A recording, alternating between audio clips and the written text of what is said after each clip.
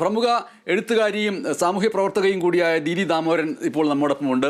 ഇതിൽ WCC ഒരു കത്ത് നൽകിയതിൻ്റെ കാര്യം കൂടി സൂചിപ്പിച്ചുകൊണ്ട് ഞാൻ ദീദിയിലേക്ക് വരികയാണ്. അതിലേറ്റവും പ്രധാനപ്പെട്ട കാര്യം 2022 ജനുവരി മാസം 21-ാം തീയതി മന്ത്രി പി രാജീവുമായിട്ട് നടത്തിയ കൂടിക്കാഴ്ചയിൽ സമർപ്പിച്ച ഒരു കത്ത്. ആ കത്തിൻ്റെ പൂർണ്ണ രൂപം എന്ന് പറയുന്നത്, ഹേമ കമ്മീഷൻ റിപ്പോർട്ടിനെ ഞങ്ങൾ ഏറെ ഗൗരവത്തോടെയാണ് കാണുന്നത്. ഏറെ പണവും സമയവും ചെലവഴിച്ച് തയ്യാറാക്കിയ റിപ്പോർട്ട് സമർപ്പിക്കാതെ നീണ്ടുപോയപ്പോൾ ഞങ്ങൾ സാധ്യമായ എല്ലാ സർക്കാർ ഇടങ്ങളിലും അതിനായി ആവശ്യപ്പെട്ടിരുന്നു. അവസാനം സമർപ്പിച്ച റിപ്പോർട്ടിൽ ഗവൺമെൻറ് നിശബ്ദമായിരുന്നപ്പോൾ ഞങ്ങൾ അതിനെതിരെ തുടരെ ശബ്ദമുയർത്തിയിരുന്നു. കമ്മിറ്റി റിപ്പോർട്ട് മുന്നോട്ട് വയ്ക്കുന്ന ഗൗരവപ്പെട്ട വിഷയങ്ങൾ മൂടിവെച്ച് നിർദ്ദേശങ്ങൾ മാത്രം പുറത്തുവിട്ടാൽ പോരാ, അതിൽ രേഖപ്പെടുത്തിയ കേസ് സ്റ്റഡികളും, അതായത് അതിജീവിതകളുടെ പേരും മറ്റു സൂചനകളും ഒഴിവാക്കിക്കൊണ്ട് തന്നെ കേസ് സ്റ്റഡികളും കണ്ടെത്തലുകളും ഞങ്ങൾക്ക് അറിയേണ്ടതുണ്ട്. അതിനാലാണ് ഹേമ കമ്മിറ്റിയുടെ നിർദ്ദേശങ്ങൾ മാത്രം ചർച്ച ചെയ്ത് കമ്മിറ്റികൾ ഒന്നിനു പിറകെ ഉണ്ടാക്കിയിട്ട് കാര്യമില്ല എന്ന് ഞങ്ങൾ പറയുന്നത്.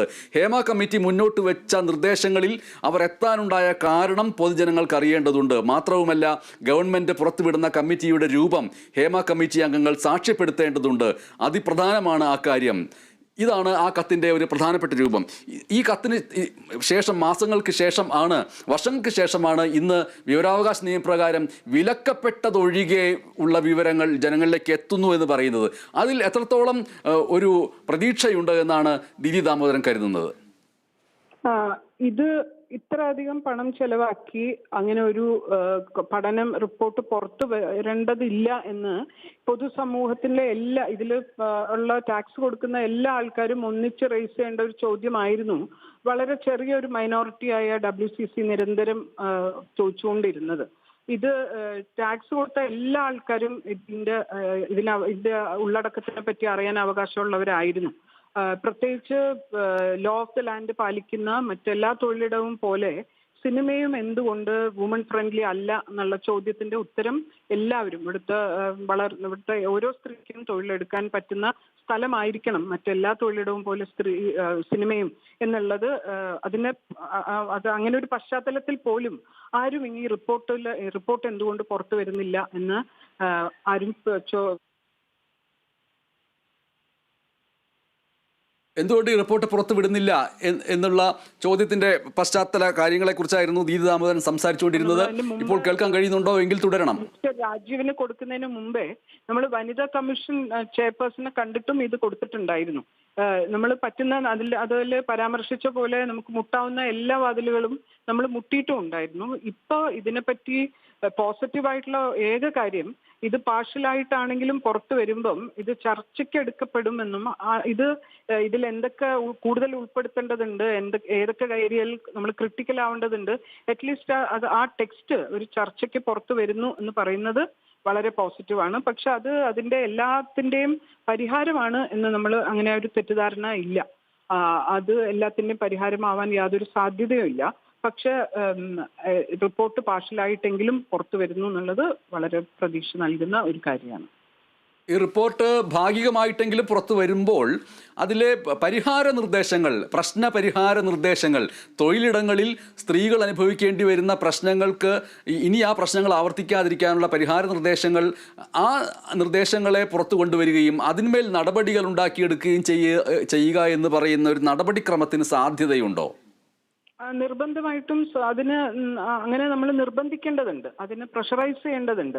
പക്ഷെ നമുക്കറിയാം ഇതൊരു മെയിൽ വേൾഡാണ്. ഇത് എങ്ങനെ ഡൈല്യൂട്ട് ചെയ്യപ്പെടുന്ന പ്രത്യേകിച്ച് നമ്മൾക്ക് ആരെയും പഠിപ്പിച്ചു കൊടുക്കേണ്ടതില്ല. കാരണം ഇവിടെ സ്ത്രീകളെ പ്രൊട്ടക്ട് ചെയ്യുന്ന നിയമം ഇല്ലാത്ത ഒരു നാടല്ല നമ്മളെ നാട് എന്ന് പറയുന്നത്. എന്നിട്ടും ഇവിടെ എത്ര ഡൗറി ഡെത്തും ഡൊമസ്റ്റിക് വയലൻസും ഒക്കെ സ്ത്രീകൾക്കെതിരെ ഉണ്ടാവുന്നുണ്ട് എന്ന് നമ്മൾ കാണുന്നുണ്ട് നമുക്ക് ചുറ്റും. അപ്പം നിയമങ്ങളുടെ ഒന്നും ഷോർട്ടേജോ അപര്യാപ്തതയൊന്നും അല്ല കാര്യം. പക്ഷെ സിനിമയിൽ ഇത് വേണ്ടതില്ല എന്ന് തോന്നുന്നത് ഒരു നിലയ്ക്കും നമുക്ക് സ്വീകരിക്കാവുന്ന അല്ലെങ്കിൽ അത് വകവെച്ചു കൊടുക്കാൻ പറ്റുന്ന ഒരു നിലപാടല്ല. സിനിമയും മറ്റെല്ലാ തൊഴിലിടവും പോലെ തന്നെയാണ് ഈ നാടിലെ നിയമങ്ങളൊക്കെ കൃത്യമായിട്ട് പാലിക്കേണ്ട സ്ഥലമാണ്. അവിടെ ഒരു സ്ത്രീക്ക് ജോലി ചെയ്യണമെങ്കിൽ മറ്റ് കോംപ്രമൈസസ് ചെയ്യേണ്ടതുണ്ട് എന്നും സ്ത്രീക്ക് അവളുടെ റെമ്യൂണറേഷൻ എത്രയാണ് എന്ന് ആ ട്രാൻസ്പെറൻസി വുമൺ ആർട്ടിസ്റ്റിനോട് കാണിക്കേണ്ടതില്ല എന്നും ഏറ്റവും ബേസിക് ആയിട്ട് മൂത്രം ഒഴിക്കാനുള്ള ഇടം പോലും ഒരു സ്ത്രീക്ക് സിനിമയിൽ ഇല്ല എന്ന് പറയുന്നതും ഇതൊക്കെ പോയിട്ട് പറയാനുള്ള IC പോലെ